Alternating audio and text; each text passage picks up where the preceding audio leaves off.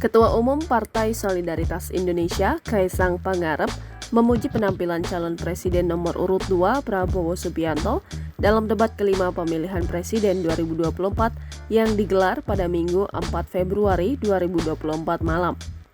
Menurut Kaisang, Prabowo banyak menyampaikan solusi persoalan bangsa dalam debat pamungkas tersebut. Debat terbaiknya Pak Prabowo, sangat solutif ya, bagus-bagus, ujar Kaisang yang ditemui usai debat di Jakarta Convention Center, Senayan, Jakarta, Minggu. Saat ditanya soal Prabowo selama debat, lebih banyak setuju dengan pendapat Capres nomor urut 1 Anies Baswedan dan Capres nomor urut 3 Ganjar Pranowo. Kaisang menyebut bahwa hal itu bukan masalah. Putra bungsu Presiden Joko Widodo itu lantas memuji jalannya debat yang berlangsung tanpa ada aksi saling menyerang. Emang kita nggak boleh setuju dengan hal-hal yang baik, bukan masalah. Ini kan semua rukun, adem, kok malah kecewa. Kita harusnya seneng, mereka turun, adem-adem gitu, kata Kaisang.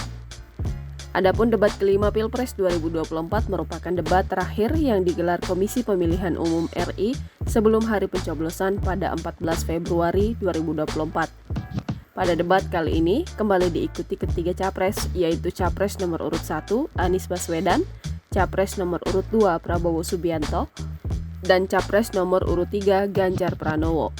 Debat kali ini membahas 3 tema besar, yakni kesejahteraan sosial, pembangunan sumber daya manusia dan inklusi. Kemudian subtema kebudayaan, pendidikan, teknologi informasi, kesehatan, dan ketenagakerjaan. Download Tribun X sekarang, menghadirkan lokal menjadi Indonesia.